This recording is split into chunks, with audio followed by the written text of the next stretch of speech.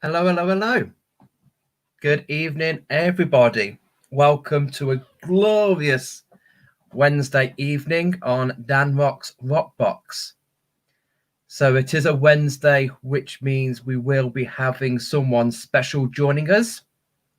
And I can see that the Eagle has landed in our waiting room. So I can breathe a sign of relief knowing that tonight is going to go as planned. The fact that she's going to come on is going to go to plan. What happens after that is out of our hands. That is in the hands of spirit. So nice to see people have already come on and commenting. Hope we're all well. Guten Abend, Ange. Hi, Carolyn. Hi, Moon. Hi, Esther. Hi, Lucy. Hi, Carolyn. So before we welcome Jo onto this evening, if we can just touch base with our crystal connections. So just let us know. Hi, Sarah. See how we've got on today with connection. So today would be our first day of connecting and carrying that crystal. But more or less, we would be doing how we feel we want to do now. So hi, Teresa. So Moon, you had an encounter with my yellow jade keeper. I saw a very dark, handsome rat.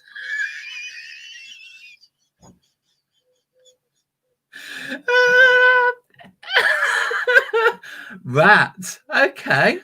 Interesting. Absolutely. Was there anything else? If that isn't a typo, if it was a very dark, handsome rat, then beautiful. And I'm glad that it was handsome. We can have sometimes we look at rat and we don't get a good image or good rapport with that because of how we've humanized the rodent as vermin, as dirty and stuff like that. But rats are very intelligent, very clean. Sorry, Leslie, too late for that. I've gone. I may as well be holding a couple of site spheres in my hands. But no.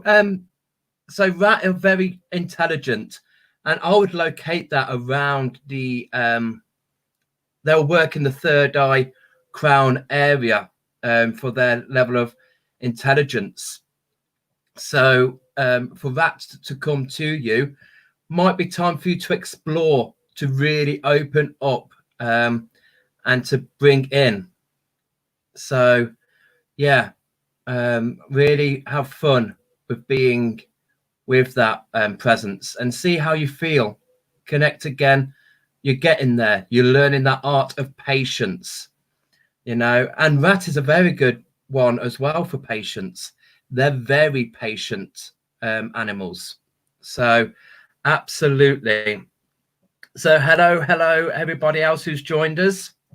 So any more for connections of the crystals this week?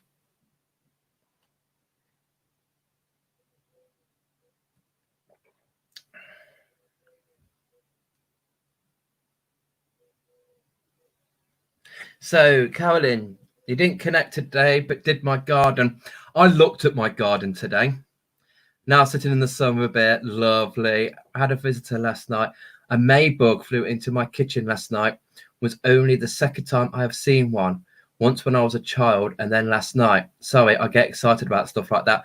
That is absolutely no. I love visitors, and in fact, we had a visitor this evening. I was outside Skyping our son Ruben, and I was outside enjoying the weather.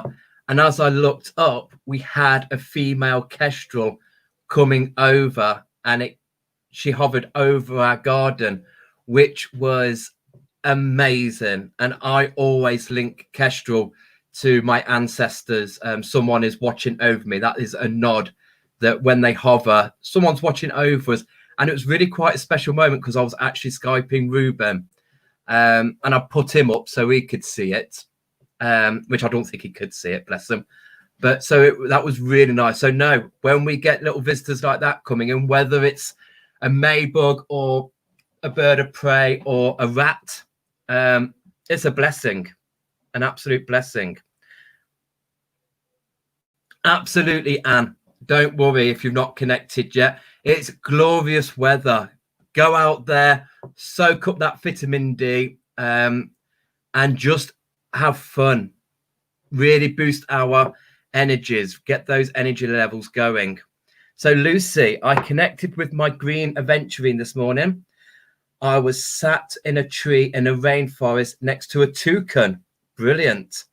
As with previous days, the bird was so much bigger than me. We flew above the rainforest and above a waterfall. Very lovely. I felt free, alive, and excited. That is gorgeous. And again, so yeah, you've got that bigger animal that you've latched onto, that you're flying around. You've also got that water element that you've had a fear of since Monday when we've connected, and water's been with you. But again, it's about that freedom, alive and excited. So we're now merging this water completely into a positive, whereas the last 2 days you've been going, water I don't like, water I have a fear of. Now you've mentioned waterfall and there's no negativity there. It's full of positivity. And toucan, look up toucan as an animal. See what messages there is there to relate with that. I'm not too high on my exotic animals. I'm more into the animals in the UK and Europe. But look up toucan and see what that is. Again, intelligence comes to my mind with that. Amanda, I didn't get a chance to connect, but cleaned all my heart chakra stones with sparkling mineral water and sunshine. Hopefully get a chance to connect when it's quiet later. Absolutely. But just being with them, they're going to love that. Just spending some time with them. And yeah, play with them. They love it. Give them a little bit of love, a little bit of a cleanse. Beautiful. I love that, Amanda. Thank you for being with us. And Sarah, I've had a strange week connection-wise. I keep forgetting. I had watermelon tourmaline ready to go on Monday, but then was going to change to a greenstone, but didn't get round to it. Moved it off the bed 3 times, and it still turned up on my bed in the morning. I keep putting it in my pocket, intending to connect, but forgot and just carry it all day. Then I would go with that. Just carry it. Carry it. Do what it feels best for the crystal to do. If you've not managed to connect, just be in that energy and just see how you're feeling carrying that around with you all day. Especially when we get to Sunday, when we have a day off from the crystal. When we get to that, then think, okay, how is my energy different now to it was all this week carrying that crystal? I mean, you guys are old hat at this. You know, going back to that first week where we all did clear quartz, and we were so structured and so regimented that we connected and carried, we connected, carry and sleep, we connected, carried and sleep. Then we had a day off. And now look at us. We're just like, sod you, Dan. I want to sleep with this crystal on day one. I want to connect. I want to carry. I want to swap. I want to change. It's amazing. Listen to your intuition. Listen to what you need to do with that crystal, and you can't go wrong. Oh, Esther. So Esther's just put up here for toucan message. It is now time to communicate freely and openly about everything that needs to be said. Speak from your heart, which is quite relevant because we're talking about the heart chakra. Sorry, was that another message from Sarah? Sorry, I felt quite motivated and I felt very grateful and appreciative for things. I have been cleaning and sorting out our camper van, remembering lots of happy memories and excited about all the new ones we will hopefully make. This only started after accidentally sleeping with the watermelon tourmaline. I've had many accidental one-night stands with crystals. I've not regretted one of them. Beautiful. Carry on sleeping with it, girl.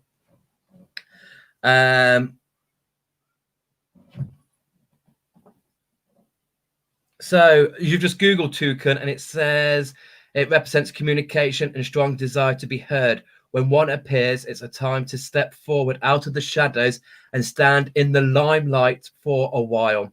Very relevant for you, Lucy. Brilliant. Absolutely. I think that serves you well. Fantastic. And plus you've agreed to go kayaking tomorrow. You're flying with this fear of water. What fear of water? It's now your best friend. I'm a water sign and we're good friends. Don't worry about it. You'll be fine. So anybody else? And then we will get on to this evening's guest, special guest. So if we are all ready, if we're nice and sitting comfortably, I know, Esther, you're in the bath. That's absolutely fine. However you are viewing us, we are live on YouTube, ROX BOX, and we are live on Facebook as well. But if we're all sitting nice and comfortable, I would like to welcome our host for this evening, the lovely Jo. So please give her a warm welcome. Hi, everyone. Hello, sweetheart. Hello, how are you? I am very well. How's things? Good. I've had a good day. Busy day, but a good day. The sun's out. It's got to be a good day, right? It's got to be a good day. Absolutely. Yeah. It's yeah, we need this. And I know we've spoken a lot about the positives of what we're going through at the moment. We might encroach on that throughout the night, but I want to get into the life of Jo and how you came about and how the spiritual path showed its way to you. Gosh. Well, as you know, because we chatted for ages, it's a bit of a story. I'll cut it down so it's kind of palatable, really. But I've been able to sense and see spirit all my life. And there's no other mediums or psychics in my family, so there's no reference point. So I grew up as a bit of an odd kid. And the only places I ever found peace were in graveyards, because there's no spirit people there, believe it or not. So I was often found in a graveyard if I went missing as a kid. That's where my family would normally find me, because I couldn't see any people in there and I felt comfortable there. But I grew up in a challenging household. My dad was not a particularly nice man, and life was quite challenging. He was violent to my mum, and so I was on my own till I was 6. I didn't have any siblings at that point, and it's not until I got older and I realised what spirit was, I realised how protected and looked after I was, because I know this sounds awful, but I would hear my mum kind of screaming where things were happening, but I couldn't see it because I'm upstairs and they're downstairs. And this character would come into my room at night time, a male character, and he would sit on my bed. I knew he wasn't real, put it that way. He would sit on my bed and he would tell me to put the sheet over my head. And he would just stroke my leg while I was under the sheet. And some nights I would get into bed and I'd lay my hair out behind me waiting for him. There was this thing that happened if I laid my hair out, because I had hair down to my waist at the time, little girl. And he would come and he would take care of me while things were happening. And so that's probably the strongest thing I had. And I was about 7 or 8 at that point. And then growing up, I would see spirit everywhere. I lived in a part of London, Richmond, which is a really old part of London near Kew. There's lots of spirit people there. And I went to a junior school that used to be a plague pit. I mean, can you think of anything worse to put a child that's sensitive? And I would sit in the library at school and I would see stories of people that had died in the plague. It would literally play out like a movie. But none of this made sense to me because I had no reference point, because there was no one else in my family that had that. And so they would say to me, oh, she's got such a vivid imagination, and don't make things up. And told that I was making things up and all that kind of stuff. And so I blocked it. I started to block it. I don't know, I was probably about 10 or 11, and I would just push it away whenever it came. And then you go through puberty and you got other interests. But when I got to about 16, my mum had by then met somebody else, and that situation was very bad for me. So the violence was towards me. And so I ran away from home and ended up sleeping on a beach, basically, and wherever else I can find for about 6 months. And that was a really, really tough time. And I know for a fact I had spirits following me around that maybe weren't so positive. But again, I had no reference point. And so it was that frightening that I literally cut the whole thing off. And so I did get a set of tarot cards, and I would do kind of little readings for friends and family. But other than that, I just didn't get involved with it at all. And then when I was 36, just 37, it was a January evening, just after New Year, and I went blind suddenly. Literally both retinas detached. And at the time I didn't know what was happening. I just knew I couldn't see. And so went to the hospital in Exeter. And this is a weird thing.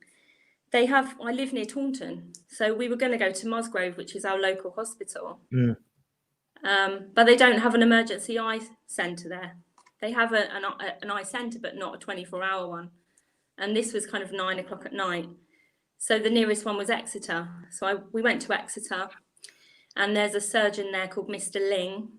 And I have a condition which is about 1 in 5 million, which I knew of when I was born, but we didn't know it affected the eyes. And this guy was one of the only ophthalmic surgeons in the country that knew of my condition. Wow. Yeah. And he was from Malaysia. And actually, I found out after, Ling in Chinese, in the feng shui tradition, Ling means spirit. So, yeah, so bizarre, isn't it? I know, it's just bizarre. So wow. he proceeded to do an operation on me. The first operation was 9 hours. So they picked the eye that they thought had the best chance of being successful. But they sat me down before and said, look, it's less than 1% chance of this working. It's likely you're going to be blind for the rest of your life. You need to get your affairs in order. And this was on the phone, and I literally just fell to the floor. Yeah. And went and had the operation. I had a bad reaction to the anaesthetic. And they isolated me, which they would normally do with this kind of thing. They said to me it was like peeling chewing gum off of tissue paper, so you can imagine the intricacy of it. Oh my God, yeah. So they wouldn't know for 12 weeks if the operation had even worked. So I'm in this padded toilet seat, and you do something called posturing, so you have to be face down like that for 23 hours a day. And I was told it would be 3 to 6 months that I had to do that. And as it happens, it was 6 months for me. So I didn't sleep in a bed for 6 months. And you were just down? Yeah, face down. 23 hours a day? Yeah. With bandages? Yeah. So you couldn't see? No, couldn't see anything. So I'm in this ward. They put me in a geriatric ward because it's meant to be quieter, which was a joke. It wasn't quieter. And there's a big sign up saying, do not disturb, because I had to be left alone to do this posturing, and I can't see anything. Okay.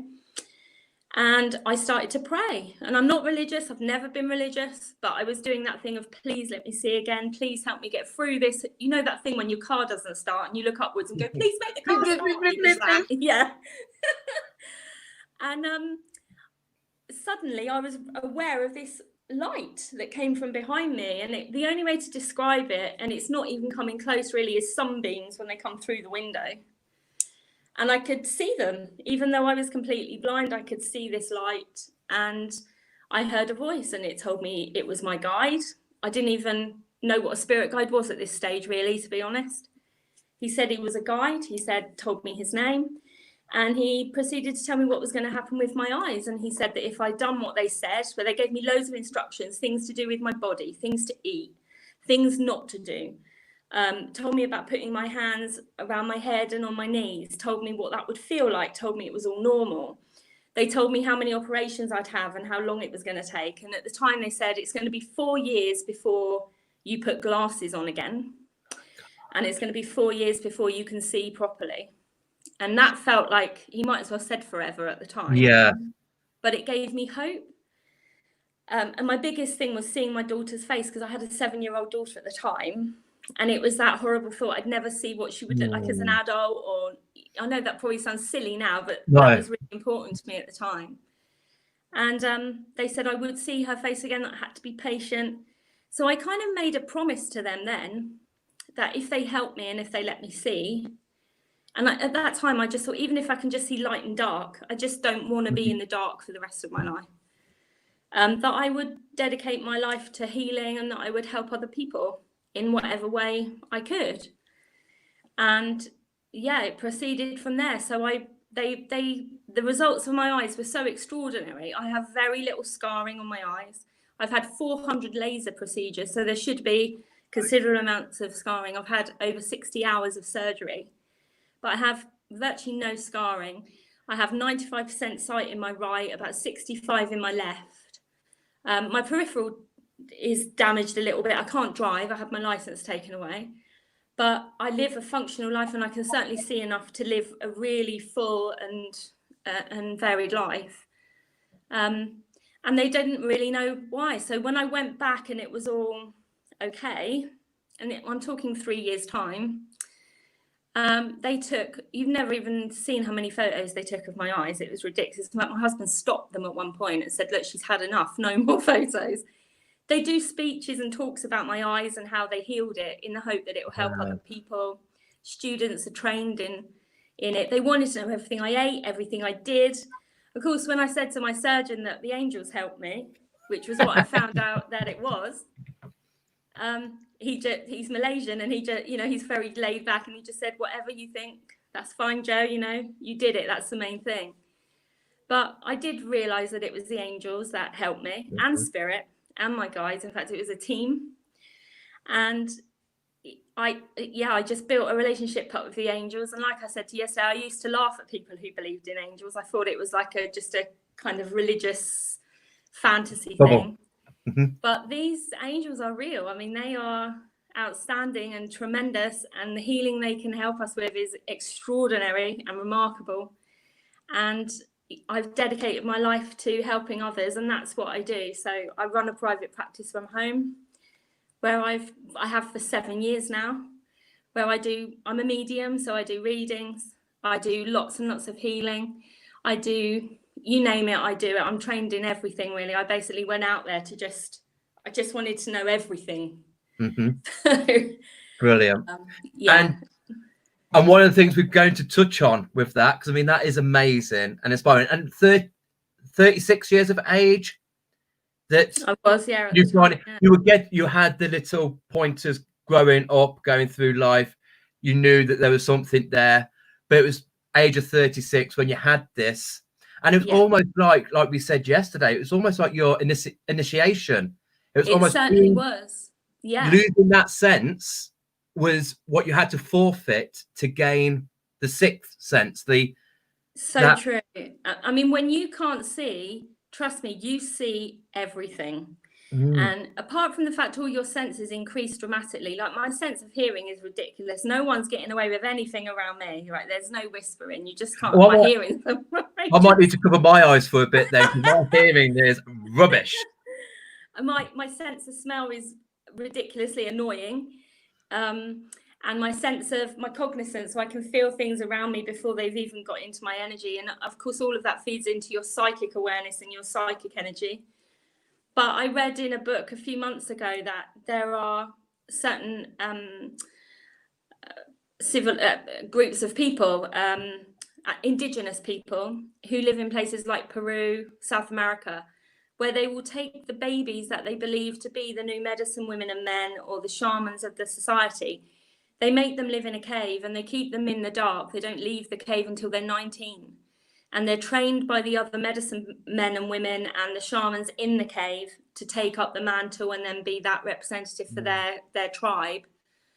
And it made me realize that initiation into the dark.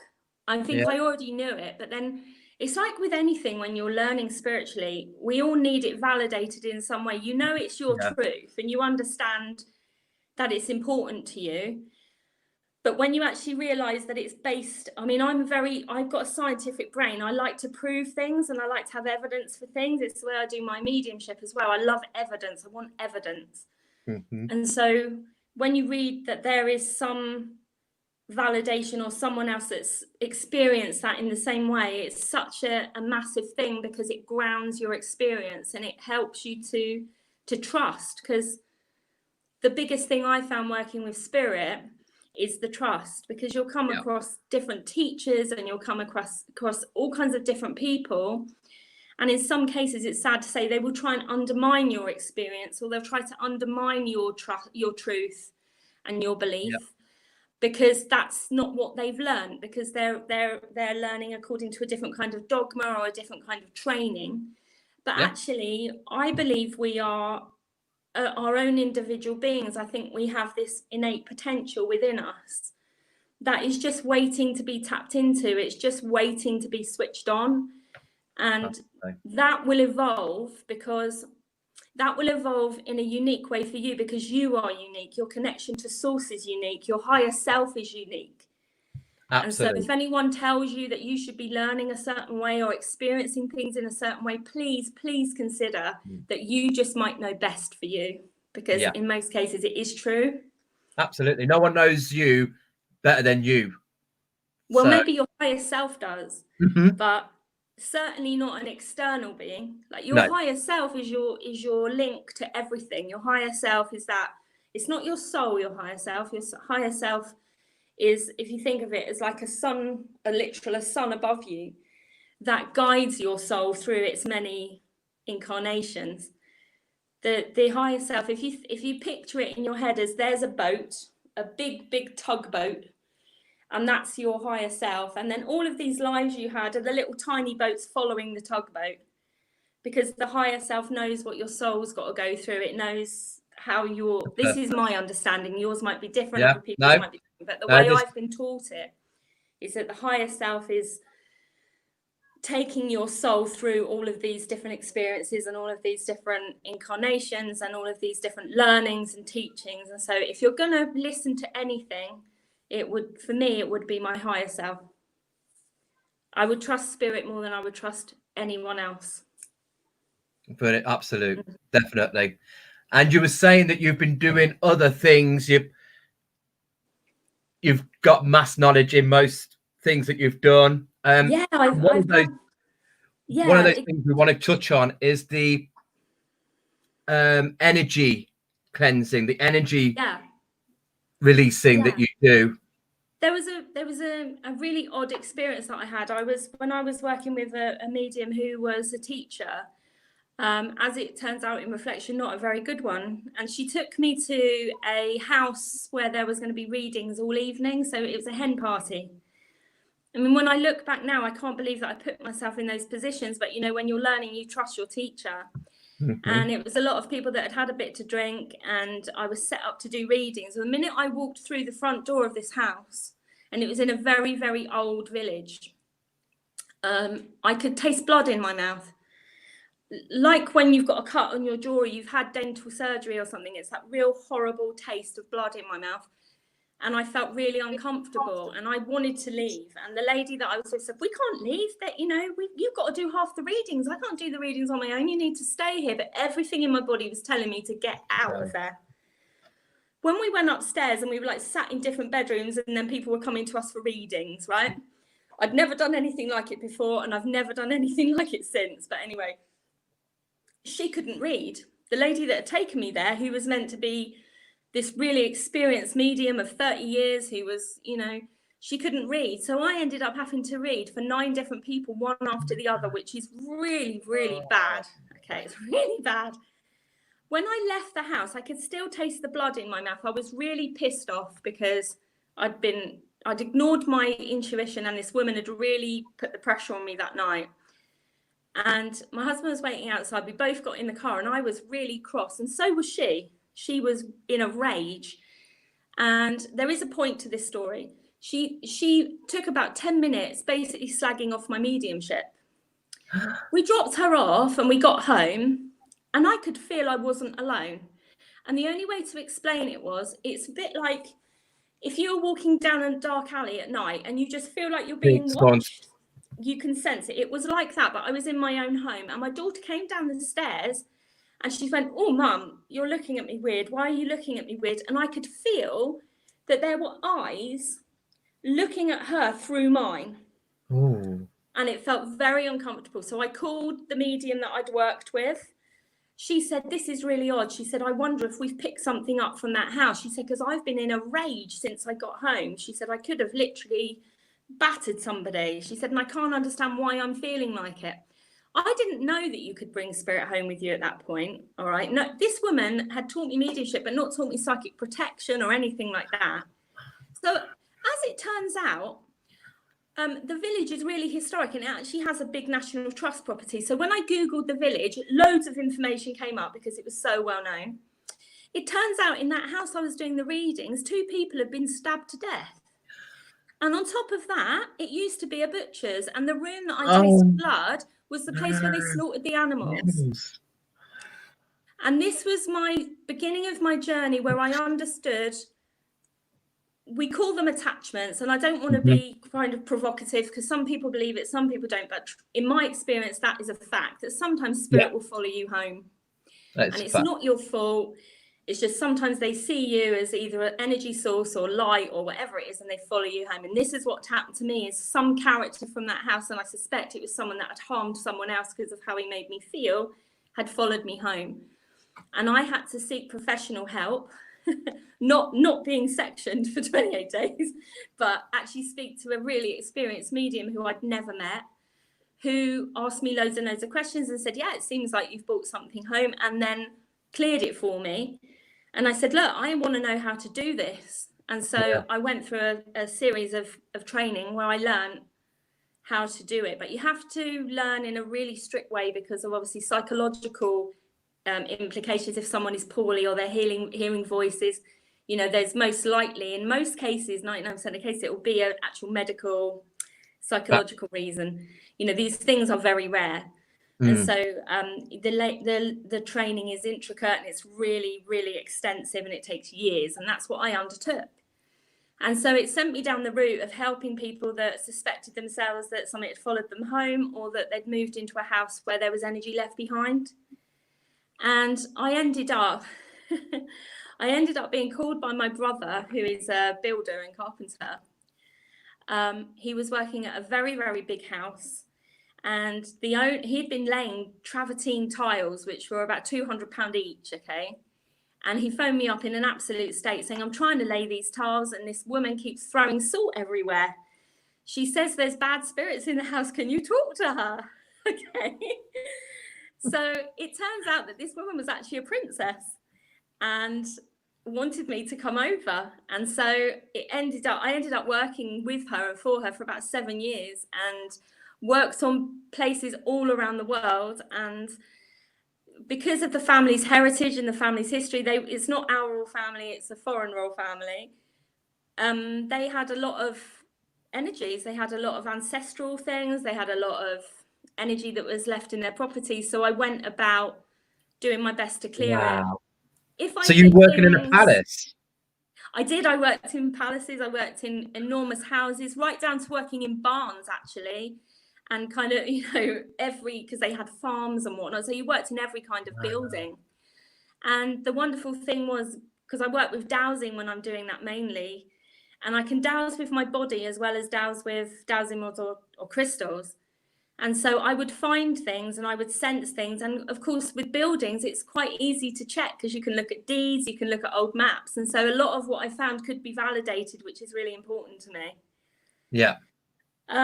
And yeah, it was really weird things when I stayed at her house. I stayed in her bed, and it's that thought that you're staying in a princess's bed. You know, she wasn't there, I was there on my own, and I'm talking to her on the phone and saying, "I can't believe I'm sleeping in your bed, you're a princess." And she's just laughing down the phone at me. Really lovely and really down to earth. And she taught me an awful lot. And I actually called in other experts. If I hit things where I wasn't sure what it was, or if I felt it was out of my ability range, then I would look for people that had the abilities or maybe had the experience or skill. So I ended up building a really amazing network of new teachers and colleagues who then were able to take my gifts and help me to strengthen those and show me different techniques and believed in me, which was massive. Yeah, amazing. And so I've worked all over the world with clearing and all kinds of with people that own little terraced houses right up to people with big houses. I wouldn't say that I've done hundreds and hundreds, because that wouldn't be true, but you know, coming up to 100 different houses now. But I'm very picky with what I work with. I make sure that this is for real before I don't want to kind of tune into anything that might be psychological or might be. Mm-hmm. And I really listen to my intuition, and I take advice if I need to. That's the important thing.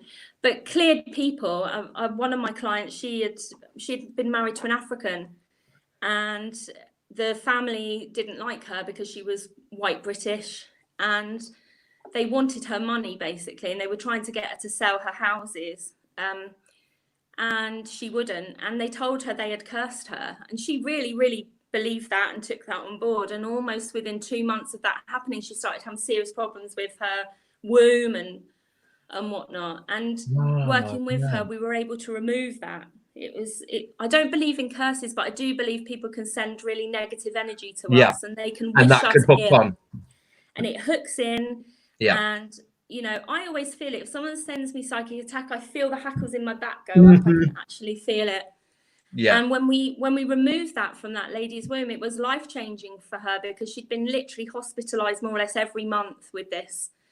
And she was instantly relieved of most of the symptoms, and she's gone on to change her life. I mean, the woman is like half the woman she was. She's lost half her body weight. She's living the most wonderful life. She turned vegan, you know, everything in her life just completely altered. And it can do that, you know, it's a phenomenal thing. But it's also, you know, there's a lot of people out there that maybe claim to be doing these things that haven't done the training, and it's really important. I'm part of the Spirit Release Forum, which is an organization that trains you exceptionally well to do this kind of thing. And yeah, it's very specialized, but it's a small part of what I do, but it's an extraordinary part of it's yeah. Amazing. Yeah, it's incredible. What, you know, working with spirit, having that trust, and you know what you can achieve, where you can go. It's absolutely amazing mind-blowing. experiences. Yeah, it is. And the thing that makes me feel fulfilled and happy is seeing people thrive, and that happiness. Seeing people just finally be freed from the stuff that's been binding them, holding them, and giving them that support. And maybe, if you're lucky, reconnecting them with spirit, you know, helping them reconnect themselves, helping them find their trust back in spirit again, and maybe helping them get back onto their spiritual path. You know, if you can even be a tiny part of that, then it's such a fulfilling thing. Oh, absolutely. Absolutely. That is just amazing story. Amazing. I don't even want to call them stories because, you know, I don't know what to call them, but adventures. They are adventures. Chapters of your life. I was asked to go up to London to do some work, and we were in a penthouse suite in a hotel overlooking Kensington Gardens. And I was waiting to do some work with some VIPs the next day, which involved things to do with Kensington Gardens. And we were just sat there, and I just said to him, can you believe we are sat here now doing this? It's just so bizarre and mind-blowing. And I just looked at every single experience that I've had, and I'm so grateful for it. And I always think if it stopped tomorrow, then I'm happy, because I've had some really, but it does test your trust in yourself, because all the things I've shared with you now, there will be someone somewhere that would go, what a load of old crap, or I don't believe in any of that. The woman's mad, she's imagining it. There's always going to be people that will do that. But if your connection with spirit is really strong, and I will always trust spirit more than I'll trust anyone else, then you'll feel secure in that, and you'll be okay. It doesn't really matter if no one believes in you, if you believe in you. But there will be people that know. I mean, when people are telling me something and they're relaying an experience that's true, I get feelings in my body. I know when things are real. That's how my connection is. So I'll get goosebumps, or my hackles will go up, or I'll get a rush of energy through my body. And I think a lot of people have that when they're told the truth. especially the goosebump thing. You know, I always think that if you're talking to somebody, it just makes you go goosey. You know that is at that moment, that is the truth. That's I agree with that. Just got a little question here. Yeah, go ahead. From Nikki. I don't know what you can see over your side, but over here we've got the comments there, and we'll put it up from Nikki Thomas. I can see the comments. Yeah. So she lost her mum last May of brain cancer, bless, and she lost her faith for a while and questioned the afterlife, which is silly, really. I don't think it's silly. I think it's totally normal how you feel, and I mean, bless your mum's heart. That is an incredibly difficult experience, because when you're going through that kind of cancer, you literally lose your identity. And I mean, what an incredible lady your mum is. And I say is because I know people continue. I don't see them as gone. They've just moved to a different plane of existence. I don't think it's silly.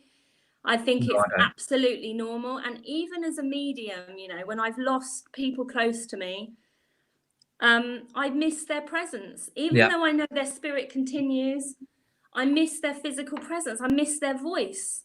I miss their touch. You miss their part in your life. You know, it's totally normal. And I've had moments myself. I lost a friend at the beginning of the year who was in her early 40s from colon cancer. And she was one of the loveliest people that you would, which they always are, people who suffer in this way. It doesn't seem to happen to the shitty people. And I was very, very angry with spirit. I was cross with the angels. She had 2 teenage children. She was one of, like I say, one of the loveliest people. And I meet people. I've worked on cases where people are missing. I've worked on cases a few years ago with missing children, where children had their lives taken and things. And it does challenge your faith. It does make you question. And I'm not going to relay the answers that spirit give me, because I worry that I'll offend people, because the answers they give just aren't good enough when you're grieving. You know, when things are said like, oh, well, you know, when it's your time, it's your time. No, I could swear now. I could say the F word. I'm not going to. But it's like, please don't. YouTube will ban us. Sod that. I don't accept that. You know, this person needed to be here. I needed them here. They needed to be here. Yeah. I think it's just being gentle with yourself and actually finding some way to reconnect with that loved one, even if it's through their belongings or through sharing their memory. Spirit love it when we talk about them. They love it when we have their presence still in our life. Spirit love that. And, you know, your mum is very, very present in your life. I feel like I need to talk to that lady, the lady who put the question up. Nikki, what do you want? I don't know if she's willing to chat to me, because I've had a lady with me since I turned the computer on and got set up, and I wonder if it is her mum. Okay. Nikki, if we put up the link to come on to live, Nikki Thomas, are you able to come up live and have a chat with Jo face to face? I won't mention anything too personal. I won't do that. She's not to worry. I wouldn't mention anything. Your mum wouldn't bring anything that was inappropriate. But I have had a lady with me. I'm just worried. I'm just wondering if this is Nikki's mum, because she's been very insistent. So it'd be interesting to see if we can make a link there for her. Yeah. So it is one of those things. I don't know if you found it yourself, but it's through ritual and reconnection. Oh, absolutely. Process the grief. When I lost my mum, the first thing I thought was, thanks, crystals. Thanks, spirit. What a joke. And I just wanted to turn around and be like, what was all that for? But there is a higher connection that we have. And this is when I was talking about the higher self, that they are always around us, you know. Just to say, sorry, Nikki Thomas, Adam Neil is just put the comment down there. If you tap onto that link and fill in your name, then we could put you on the screen for you, Nikki. Sorry about that, Jo. No, that's good. But you wouldn't know who my husband was. Just think that someone's putting up links to some porn sites or something. God forbid. You know what these men are like. But when did you find that you kind of came back to that with your mum? Did you do it for a process? Did you just process the grief yourself, or did you reach out for help from other people? And then it was going back through the crystals and gridding, doing ceremonies, setting up. You're focusing the energy then, aren't you? You're calling that energy back.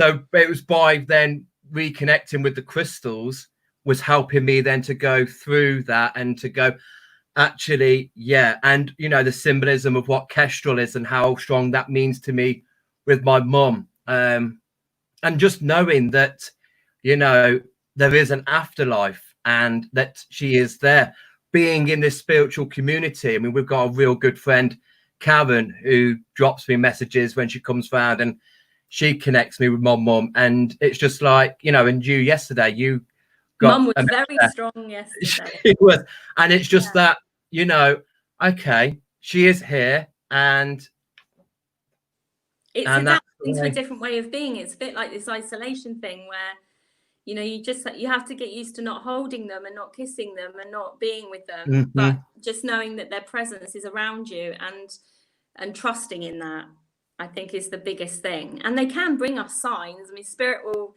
do all kinds of things. Some people, if they have certain gifts, can smell, can hear, can taste, can sense.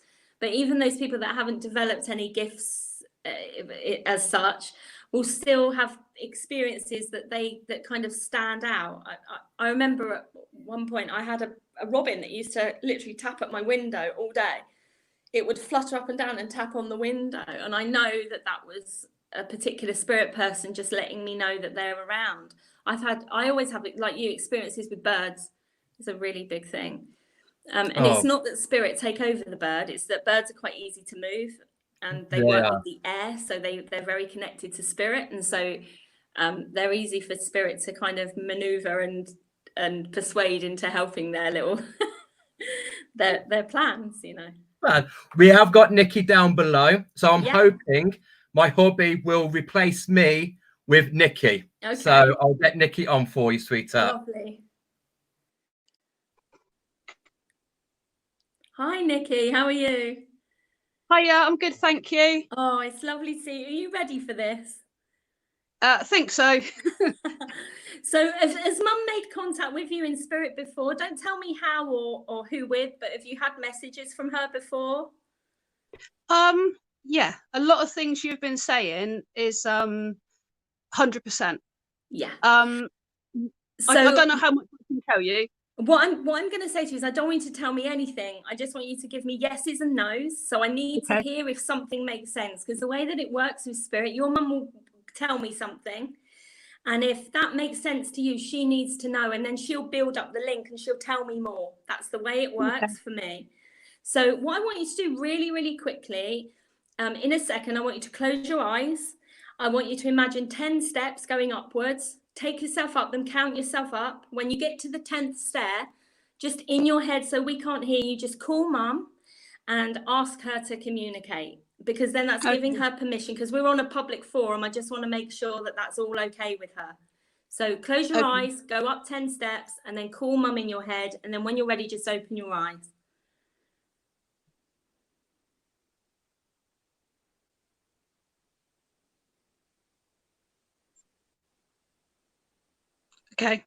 Okay, so she's really glad that this is happening. She stepped in really close to me. You certainly have a look of your mum. She looks like you, but just a little bit older. I don't feel this lady was very old when she passed. I want to put her in her 60s, maybe mid to late 60s. Was she around 68, or had she already met her 70th birthday? 64. Okay, so do you know why she would... Okay, so she's talking about her. She's talking about someone's 70th birthday, because she's pointing me to that. Has there been somebody recently who's been 70, or someone who's coming up to a 70th birthday that she would have known? My dad's coming up to 70, but wonderful. No, that's it. She's giving me ticks. But a weirder thing is, I thought my nan died at 64, my mum died at 64, my auntie died at 64. Wow. I found out the other day that my nan actually passed away at 69. Okay, so don't tell me anything else. So it's Dad that she wants to acknowledge his birthday. So she's talking about this 70th. She talks about being with your dad for a very long time. I feel like they were kind of teenage sweethearts. Would that make sense? He's my stepdad, but yes, she met him when she was about 18, 19. Yeah. So she really feels close to him. Who is David? That's my dad. Okay, darling. Okay. And there's also a Stuart, but we might call him Stewie, or it could be a Stevie. Do you understand? Or Steve? Do you know what those names are? No, not those. I don't. But okay. I want you to ask your dad about that, because I think your dad will know who these are. So there's a Stuart and a Stevie, or a Stephen. Okay. And she's just remembering them, and they may have been around when they met, but there's something linked in. Someone he's been talking to and someone who's been supporting him or around him right now. She appears to me like, would you understand her having had either a perm or like a curl to her hair at some point in her life? Because she's showing me these curls in her hair, but they're like waves rather than ringlets or anything. She had a perm once, but her hair used to go everywhere. Yeah, because she's showing me really messy hair and this kind of, there's like this frizz to it. And she's saying if she ever got near any moisture, her hair just went frizzy, and it used to really annoy her. Someone used to tease her and tell her she should wear a headscarf, like one of the old, she's calling it an old biddy headscarf, and she's saying that will make you smile. It's but she has these really gentle eyes. She's saying that she didn't have many wrinkles. She's saying she's like you, she had good skin, and she's got these little rosy cheeks here. There's something about her teeth as well. I don't know if she had like false teeth or if she just had to have like a one tooth or something. Do you know what she's talking about? Funny enough, she was scared of the dentist, and she only needed fillings in a couple of teeth when she was young, and she had them all took out. Which bless her. I don't understand. She knew you would understand what she meant, because what she's trying to do right now is prove to you that she's here. Okay, so that's what she's trying to do. She didn't like spicy food. She's saying to me that she didn't like anything that had too strong a taste and spicy food. She liked kind of simple food, and she definitely enjoyed eating, but she's saying she was really lucky with her body. She didn't really put on weight. She said people, especially when she was young, would say to her, how on earth can you eat that much and not put on any weight? She was really, yeah. And she says you're similar. She said she says you're picky with your food. And she's saying when you were growing up, there were certain things that you wouldn't eat. Do you know why she wants to give you vegetables? Yeah, probably. Like she's teasing you with that. And there's something to do with custard tarts. I don't quite know what this is, but she's showing me, they look like homemade custard tarts, but she has a memory of this with you. And it does feel as though she would... jam tarts? Sorry, say that again? Could they be jam tarts? Is that what they are? I can see these tarts. Okay, she knew you'd know what they are. She used to make lots of jam tarts. Bless, that's amazing. Okay. She feels that she wants to just reassure you that she made it across okay. She's saying to me that the last year of her life was very, very confusing. And would you understand her making me feel as though she was told at one point she would be okay? Because she talks about cruelly being, it's almost cruel. It's almost like someone... They dismissed how she was feeling, and they dismissed what she was suffering with, and then all of a sudden she got this awful diagnosis. Would you understand that? It was she got diagnosed the 26th of February on my birthday. She had a little cough, and I kept saying you need to go to the doctors and ask about that. She got diagnosed with lung cancer on my birthday. She went and had... Don't tell me anything else. Don't tell me anything else. No, she takes me to around this time in May. So she's saying that around the 15th of May, there was something for her. It feels as if that's like a procedure she had to have, or there was some series of treatment that she had around May. Would you understand what that is? I'm not quite sure. She died the 31st of May.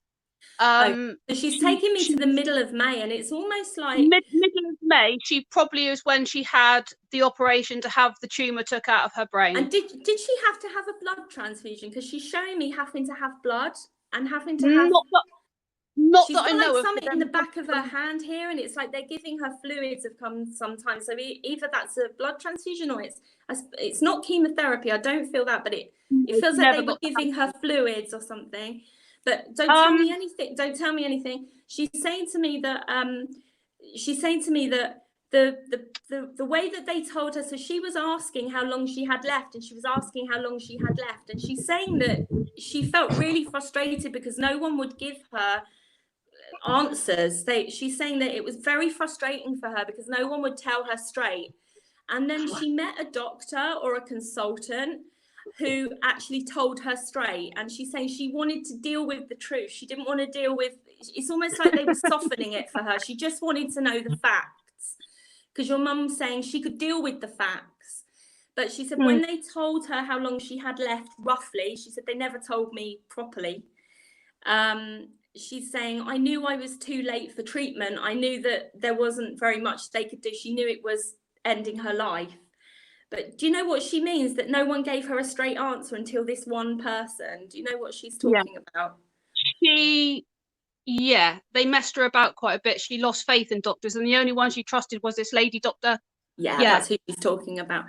So she's saying to me about the headaches and the pain in her head. I mean, I don't want to go too intimately into it because we're on a public forum, but she's saying you'll understand what she means, that her personality changed and her habits and the way she talked and the way she acted. And she's telling me that she was in pain, but she wants you to know that the things they were giving her did reduce her pain. She certainly had comfort from the medication she was on and the things that they gave her, but she felt as well that it took her away because she was kind of half here and half not here because of the drugs she was on.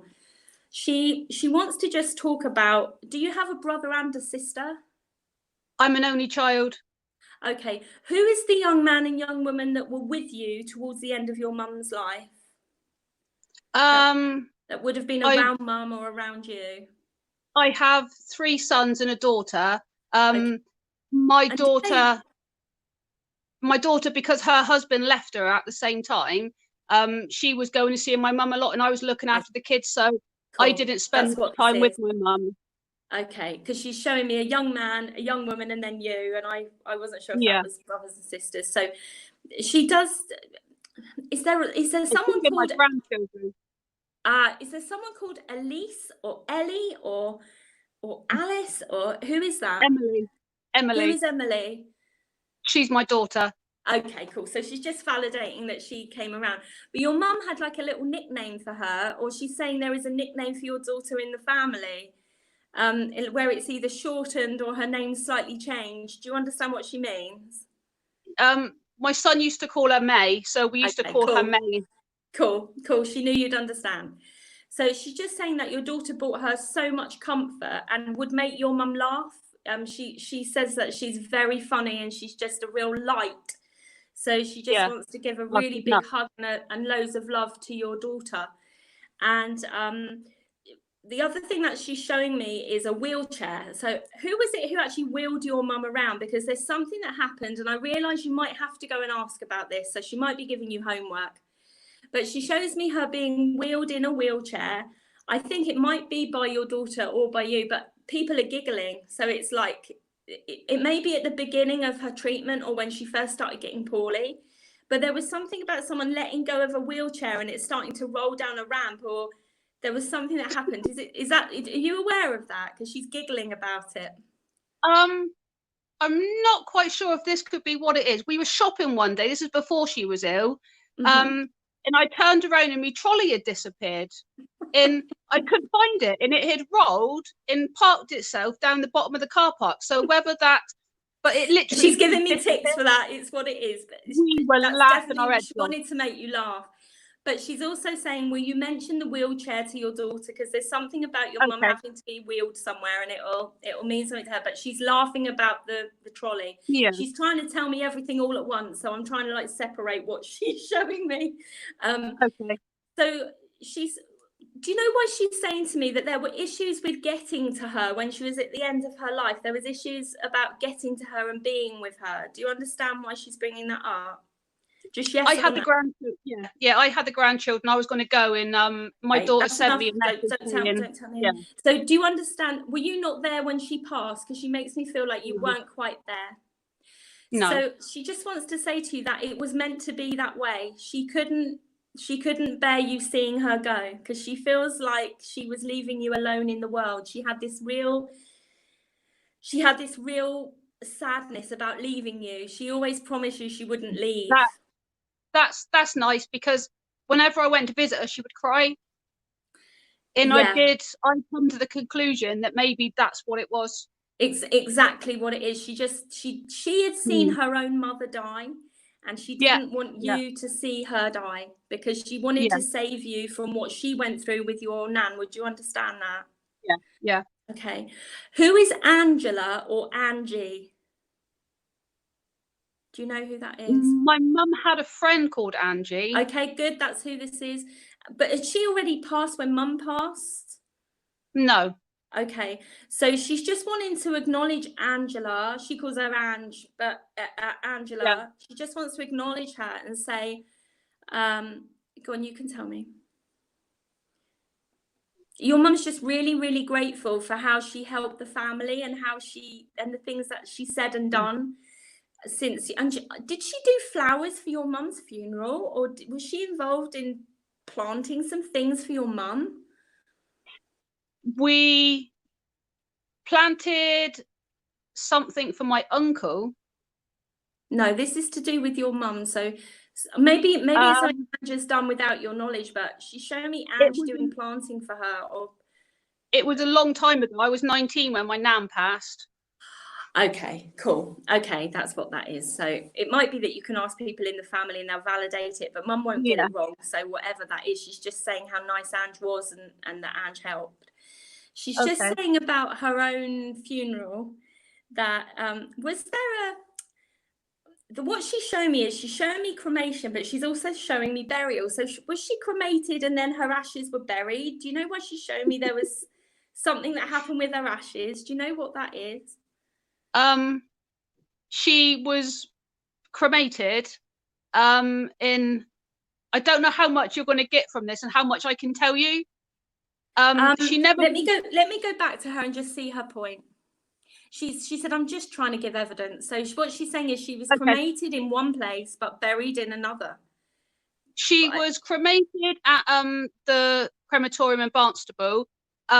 She never wanted to be on the mantelpiece. She used to joke about, if you put me on the mantelpiece, I'm going to haunt you. Yeah, she wanted to be in the earth. She wanted to be in the earth, and she wanted. Do you live in Somerset? No, I'm in Devon. What are the links to your family in Somerset? Is there some history there or some link there? I wouldn't know, because my stepdad, my real dad, I've never met him, so I couldn't tell you. Oh, well, I think we'll take that as there's a link to Somerset there. Yeah. But because she's talking about being brought home, so wherever her ashes went, it feels like home. So do you understand why she's saying her ashes went home? My dad kept her on the bedside table in a bag that they gave us for ages, like about 3 months. And I kept thinking, she has to move. We have to do this. So the only place I knew the best place to put her was up with her mum and dad in the crematorium. That's why she's saying that she was buried. Yeah, so she's giving that lots of ticks, and she's really grateful that you did that. Cool. And she thinks it's hilarious. Someone was talking about having her name added to one of the gravestones, and she's saying she doesn't need her name on there. She's just, she's there, and that's all that counts. So she's just saying that. It could be the lady talking at the crematorium about what we could do, like have leaves made and put on the trees and all sorts. She's saying don't do it. She's saying don't do it. She's saying, I'm there. Leave me there. Yeah. She wants to give you a necklace with, I think it's either a letter. It might be the letter C. But it just feels like she's giving you a necklace with a letter on it. Is this something that you wear or something that you have of hers? When my mum first passed away, it was about 6 o'clock in the morning, a bumblebee come and sat on the window. The bumblebee just wouldn't go anywhere. It just stayed there. And after, me and my daughter kept getting bombarded with bumblebees. So we've got bumblebee necklaces to She knew you'd understand. Yeah, that's what this is. And my daughter has got a ring that she wears on her bumblebee necklace of my mum's. Okay, don't tell me anything else. I'm just asking her to give me anything else that she wants you to know. She's talking about a new baby coming into the family. Has that just happened, or is it something that you're waiting to happen? Because she's talking about a new baby. my son's wife had a baby in December. Oh, okay, cool. And she thinks she's pregnant again, so I think she is. I want to mention the name John or Jonathan as well. Do you know who that is? My dad's got a brother called John. Okay, she's just acknowledging him. And there's also a Mike or a Michael. Do you know who that is? No. Okay, so that feels like that's related to her. So that's someone in spirit is what she's saying to me. So did mum not have brothers or sisters? She had one brother. No, she had two brothers. She had three brothers. One passed when he was 5. Is there half brothers for her or step brothers for her? Or is that you? Not that I know of. Because she's talking about a step brother. That wouldn't be for me. Okay. Unless my dad had some. Okay, well, I'll leave that with her. That might be something that comes to light later on. So we'll leave it there. She just wants you to know, she feels like she's saying to me, have I given enough? And I'm saying, you've given more than enough. You've been amazing. Who is it who smoked? Because I get cigarette smoke with her really strongly as well. She smoked. Okay, so I've tried again. I can't give it up. I've cut down, but it's like she's telling you to give up. Because did you start smoking menthols because you thought it was easier? Who was it who was smoking menthols? I don't know. I went on to vaping. Oh, that's what this is, because I could smell this other smell. Yeah, she's saying stop smoking. She wants you to stop. She knows it's hard because she went through it herself, but she's just saying to you, please give up. Please stop. She just wants you to be healthy and happy, and she's saying you've been ever so strong. She knows that obviously everything you've been through. She just wants to give you a huge hug and say well done for everything you've faced with your own health and where you've been supporting other people around you. She makes me feel there's people around you that have gone through mental health challenges and things. She just wants to say how well you've done and that she is around you. She will often move things around your house. She also makes me feel that you kept a piece of her clothing and that you would smell it and that you would either sleep with it or have it near you quite often. Do you know what she's talking about there? Just yes or no? Not her clothing. I'd kept my nan's clothes when I was little. Okay, fine. That's you might have the two of them there. Yeah, I think maybe I have. my nan was very like psychic medium and everything else. So she would probably be helping your mum come forward actually, because often if they were a medium in life, there'll be a medium in spirit. Thank you. That helps me. So I wonder if you go back and if you watch this later, I wonder if some of the things that didn't make sense for your mum will connect with your nan. I think that's probably what's been happening here. So I'm going to leave their love with you. They love you very much. Thank you. They really want you to, they're saying, take that leap of faith, make the changes that you're talking about making. It might be time to move. She's just telling me to say that. And she loves you so much. She wants you to know that she's good and well and she's fine. And she's just so happy that her name gets mentioned. She's so happy that she gets talked about and that the children are being told about her and the grandchildren are being told about her, because it makes her feel as though she's being kept alive with all of you. It does. You've got to keep memories alive. Yeah. Absolutely. So I just feel really grateful that your mum allowed me to bring her forward for you. And I'm really grateful for you for being so loving and letting that happen. It is hard when we're like this, because there's lots your mum was telling me which have been too personal to put on a public forum. So maybe one day we can meet. I'm only in Somerset, so maybe one day when it's safe we can meet and I can help you in person, and we'll see all those other things that your mum is desperate to say. I've had a lot of proof that she's around and everything else, and I don't even know why I questioned my faith, and it's crazy because I don't think it's crazy. I honestly don't. I think it's normal, and I think it just doesn't feel fair. You know, when your mum is such a beautiful person, it just doesn't feel fair. But she is doing amazing work in spirit, and she looks after your dad. She tells me she gives your dad healing. If you ask your dad about his legs getting hot in bed, that is your mum. You ask your dad, he would tell you. Don't tell him it's what mum said. Just ask him, do you get hot legs in bed? He'll tell you, yeah. And that is your mum giving him healing. She watches over him and she's been keeping him company. She says his whistling drives her bloody nuts because he's constantly whistling when he's doing things. But she loves him so much. And she said, you know that I would be around you all. I was never going to go anywhere. Oh, yeah, definitely. So I will leave her love with you. Thank you. Bless you. You're such a lovely person. Thank you so much. Sending you loads of love. Mwah, mwah, mwah. You too. Thank you. Thanks, honey. Take care.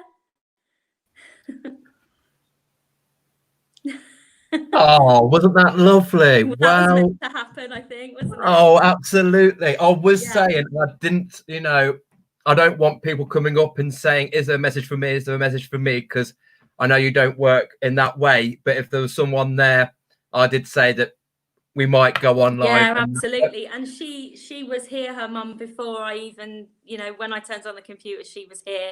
And it is that thing, like I said to Nikki, there's so much personal stuff that it isn't appropriate always to share when you're doing a live like this. No. But at the moment, is it you're doing donations? I'm doing work for donations. So I normally would, it's my business, that's how I earn my living, is through healing and readings. When the lockdown hit, I was booked up until September, so I had to cancel over 200 people. So I'm kind of slowly trying to work my way through honouring all of those, but I am taking on the odd client if I feel. I always know if they really, really need my help, and so I'll try and help as many people as possible. So it's just a case of messaging me through my page, my business page. And then if I can help you, I will. Yeah, but it's a whole new thing doing readings like this, because I'm used to having people with me. So it's something that has been altered and changed by my team, my spirit team, where they've made it possible for me. And like you saw that, I mean, spirit's remarkable. I mean, how amazing was her mum? I know. And it's like I was saying to you yesterday, it's the evidence is so profound. You might not get it exactly because spirit want you to work for it. And the interference you do get a little bit when you're online because of all the other stuff that's in the airwaves. But absolutely, I mean, her mum was remarkable. And like I said to you yesterday, it's like a marathon for them to give that kind of evidence. It's wonderful. They've worked hard for that. And I'm glad, bless her, she was over the moon with that. So what an amazing lady. She only dropped a little question, bless. And I picked up and I was like, no, let's put you on. She could have been in the back. As soon as I saw her name, I thought that's who this lady belongs to. I just knew, and I didn't know it would happen like that myself. So yeah, it's tremendous. So brilliant. Thank you so much, Nikki, for coming on. It's not it's a brave thing to do to come on. It really is, and it's very to come on live. I do every night, and I still get nervous to come on live and have somebody talk to you about someone that's passed. Kudos for that. Yeah, absolute respect. Yeah. Absolutely. So we've got about 10 minutes left. Yeah. Have you got your oracle cards? I've got my tarot cards. Your tarot cards? I have. Do you want to do a couple? Absolutely. Yeah? I don't need to go live with them if they, they can just pop their question up. I can tune into their energy from here and I'll pick them a card. Okay, so a question for a card. Yeah, or they can just ask for a general card. I don't mind. Okay, guys. Certainly, I'll answer it. Okay, so yeah, we've got about 15 minutes. So let's go and get a few questions for you guys who have joined us. It's been a brilliant show. I've loved it. Me too. Really fun. Loved it. So Deborah Watton. Of course I will. Good old Deb. I hope you're well, sweetheart. Okay, Deb, I've got judgment for you. So I'll show you the card because these are really beautiful. This is the Light Seers Tarot and the pictures are, hang on, let me get it there. I don't know if you can see that. So you can see the figure. There's her higher self literally just jumping out of her body. What this card about, Deb, is about seeing your higher purpose and seeing what you're meant to do. It's about aligning yourself with what your life purpose is and what your soul purpose is. This is to encourage you. And what it's saying is there is a huge karmic healing happening through your life where a lot of things are coming home to roost and a lot of realizations are happening and a lot of deeper understanding of who you really are and what you really want is coming into play here. And it is time to surrender. If you look at this figure, she's totally surrendered. I don't know if you bloody sun. There we go. Yep, there we go. She's totally surrendered, and she's allowing herself to follow that life purpose. And it feels like you're on stage and you've been presenting in the way that you feel you should be presenting, and you've been doing what you feel you should be doing, and you've been putting on this show for people. And I don't mean in a fake way, I mean in a surviving the shit kind of way. And you've presented yourself in that way, and actually now you're fed up with it. You want to get back to who you really are, and now is a time to do that. I feel as though you've opened the gate to a different kind of future. It was going one way, but actually you're taking steps and decisions and choices which are bringing you onto a brand new path. And it's going to feel a bit scary. It's going to feel a bit challenging, but just remember who you are. Remember what you can't even see it now because that sun's coming, but remember who you are. Remember what you're meant for, and connect with that life purpose, connect with that higher self. And I send you loads of love with that. Me too, Debs. Love you lots. She's a good girl, she is. Esther. Oh, go on, Esther. It makes a change. Esther does card readings on a Sunday night. I know. I've got one of her yantras. I've got a Metatron's cube that she made me. It's incredible. I've not got a Metatron one. I've got 8 different sorts, but she's amazing, very I'm clever. a bit of an addict on the yantras. Oh, I know. Let me just oh, one's come out. Oh, Esther, you've got 3. I can't not give you the 3. They've come out. The first one here is the 7 of Swords, and what the 7 of Swords is about is there's some deception happening around you. I feel like you've had to deal with people that maybe haven't been completely honest with you and haven't given you the truth.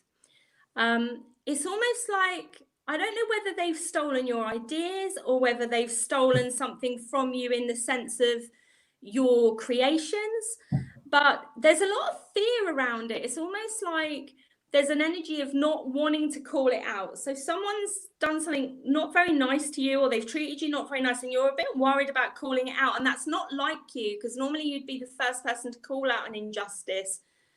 But you're feeling uncomfortable about calling it out. What this card is saying is your feelings are right. Your gut feelings are right. Listen to the feelings that you've been given. Crow is a big totem for you right now. It's about the shadow.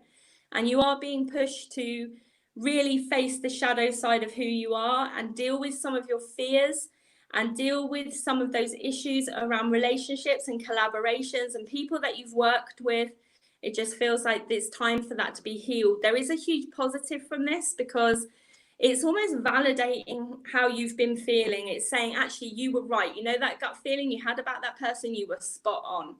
And you do need to protect your ideas, and you do need to protect your creations. That's totally true, and that's really, really right at this time. The second card here is the 6 of Swords, and this is just warning you and giving you that gentle nudge to not be led by your fears. You've worked through so much stuff. You've got to a point where you've actually faced so much. You're saying, well, surely I've done my dues now. Surely there can't be anything else that I have to face.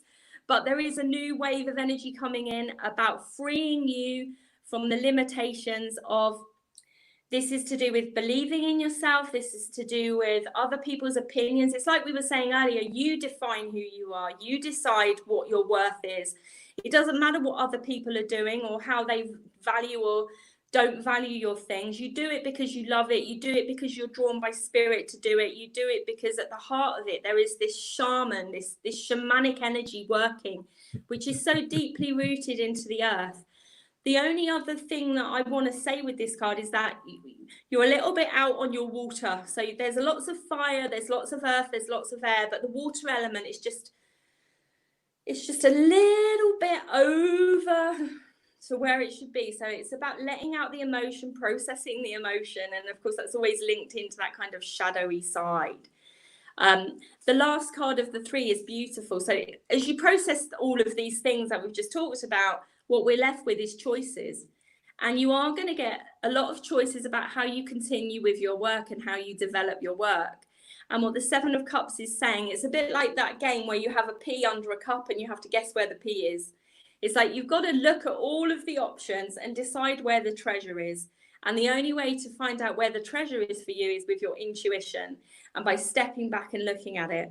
So if you can work on this shadow side of where people have maybe hurt you or stabbed you in the back in the past when you've tried to work with them, or where people have taken your work without your knowledge, whatever that is, only you know. This is saying that's not going to happen again. You've done the work. You know what that looks like. You know how that feels. The opportunities you're being given now are pure and they are good. You just have to spot the ones. And I say this really clearly from spirit. Spot the ones that bring value to your life, because they won't all bring value. They might bring an adventure and they might bring an experience, but they might not bring value. And what you love is value. What you love is a depth. What you love is enrichment, and you want things to be real and grounded. And so pick those experiences that are going to bring you that. The rest is kind of, you know, it's junk food, spiritual stuff. The stuff that you like to do is the real valuable stuff. There's a change in your work. I don't know why you've been resisting healing people. You're definitely an earth healer, but it feels like spirit are pushing you towards doing more to empower other people in your way of working. So that real grounded, not the woo-woo kind of off with the fairies thing. This is about being grounded in the earth, connecting with the trees, connecting with the pulse of the earth. And the other thing I'm being told to tell you lastly, you're right that you're being affected by the Schumann frequency. It's making your electromagnetic field go mad. You need to really ground yourself in, and you would ground yourself into your womb, not into the earth. So ground into your body and ground into the cosmic womb, and that will feel a little bit more comfortable right now, because the earth is just, yes, too much. So I hope that helps. I hope that's meaningful to you. Oh, I think it will be. Bless her. She has put up. Thank you so much, lovely. Oh, bless her. So okay, brilliant. Cool. We've probably got time for one more, haven't we? But for one more, could we go to Sarah, because Sarah's got a question here. Okay, oh. Anne's just put up about will he go to Canada? Yeah, can we do two more? Yeah, I could say move to Canada. I don't see a move to Canada yet. I see a trip to Canada, but I feel like the move to Canada might be delayed. It's something to do with the location. So the location where you're thinking of going might not quite be right. There might just need to be a bit of a change about where you're thinking of going in Canada. It's almost like I want to send you to Toronto, but you're meant to be in Vancouver. It's something like that. So I hope that helps. Sarah, I'd love to know what my path is in life, as I feel drawn to lots of different things. Some that almost seem to contradict each other. I don't know what is the real me. What do I do? Oh, bless your heart. That's really tough. And actually, I need an hour to go through that with you. I need to just ask what to tell you. Hang on. Well, the contradiction is about challenging all the different parts of you. All of us have many different parts to our personality. So we might call them sub-personalities, or we might call them soul fragments. And you're an old soul, and so you've had lots of experiences in your existence. And it's almost like you're wanting to relive some of them, and others are brand new. And you are like a child in a sweet shop when it comes to learning new things. So literally, you just want to know it all, and you want to know it all now. What the spirit is saying is that don't worry if things contradict each other, because as I'm sure Dan will agree with me, sometimes you go down this path and you think, what the hell am I going down this path for? But actually later on, maybe a year later, you realize exactly why you had to have that experience, because you wouldn't understand the next thing. So what I would always say to my students and my clients that I work with is you need to listen to your heart. So there's a really nice technique that you can use. And I, as a priestess, I'm a priestess at the Goddess Temple in Glastonbury, okay? And we work a lot with the womb there, and it's very empowering. It's a portal in itself, and it can really connect you to your life purpose. You would put both hands on the womb space. It doesn't matter whether you have a womb or not, just put them on the womb space. And when you get feelings, should you do something or not, you put your hands on there and you say, is this for me or not? And honestly, send your thoughts down into your womb, give a couple of breaths and wait for the answer, because your body knows what's best for you.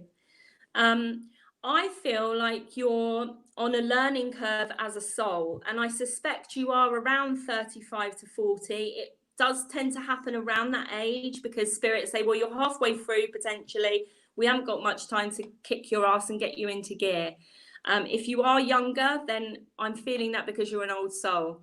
So never mind what is the real you. The real you is the spirit you, okay? The real you is the highest self you. The real you is the one that is holding everything together and tells you the truth. It's that heart song. It's that bit of you that when you've done something good, sings. So when you know you've done something good for someone else, it's that bit that sings, okay? That's your heart song. So when you're choosing a way to go, when you're choosing things to do or adventures to have or not have, listen to what your heart is saying. Listen to your intuition, because there is no guru in this world that knows your path better than you do and then your higher self does. What I'll do is... Hello? Oh no! Where are we gone? Got me. I think I lost you there a bit. I think that's spirit butting in. I'm going to put a meditation up on my YouTube channel, which is about connecting to your higher self. It will be up there by tomorrow morning. I would really suggest Sarah does that. And then if she can connect with her higher self, then she might be able to ask the questions herself. But darling, you're on the right path. You can't make a wrong decision. Even the ones that feel wrong will be right eventually. So don't worry about making the wrong decision. Listen to your intuition. Yeah. Thank you so much. And I think that would help Sarah out. And all those are really, really sorry for all you guys that wanted a card. Is that something that you do on your page? Do you do I do lives. Yeah, I do live readings maybe once or twice a week, and everyone's welcome. It's a case of I do as many as I can. Yeah, so we can all jump onto your page. Yeah. And if you didn't get one today, she's there to do one on her own page. So I can't believe I've got to wind this up. It feels like I've only just introduced you. And we're going to be high as kites after this. I know. I get so buzzing after the special guests because every single one has just been outstanding, and you have stood amongst them as well. It's been absolutely amazing to have you. Thank you for making it such a nice experience and for inviting me. It's lovely. Welcome. And I do think there might be a part 2 once I've got through all the other guests. Yeah. There are a couple that I would love to have back, and I would love to have you back again. Oh, thank you so much. I'd love have another chat on a different side of what else you do. Yeah, definitely. You know, but thank you so much for being with us, Jo. I'll let you go off, and I will finish off with the guys who are on here. But they're all saying thank you. Oh, lovely. And I've loved it. So lovely. Take keep care. in touch, sweetheart. Bye, sweetie. Bye, when lockdown's over, we're going to meet up. Yay! Bye, love. You take care, sweetheart. Bye. Oh, what a beautiful evening. Just catching up on the comments there. And yeah, wasn't it lovely? And, you know, it's lovely to witness how spirit works, and just seeing that, you know, I didn't know if we were going to get anyone on for a reading. It wasn't our plan. It wasn't our intentions. But as soon as Nikki put something up, I just went for that, and, you know, it works. And, you know, there are so many extraordinary people out there who do work with spirit in such a good, positive way. And it's so, it's lovely to have them on here. It's a real honor to have the likes of Jo and all the other people that we've had on here. I've loved them all to bits. So, yeah, thank you all for being here. It has been amazing. Tomorrow night, we're going to do something crystal related with just me. The special guests will be the crystals. And then Friday night is our market. The items are all listed on our business page. That's our preview event. So look on the event page. you'll see the things that are listed, and we will go through them live here on Friday night. And then Saturday, we've got the beautiful Helen Chapman. She's coming on at 6 to have a discussion about shamanism and the things that entail in that, the way that she works around shamanism. So, yeah, thank you all so much. You've all been lovely. For those of you who have had readings and cards, thank you. Please do what has been said. And if you did miss out, then please jump over to Jo and support her the best you can. But from me, enjoy your evening. Have a wicked night. Thank you so much. Good night, all.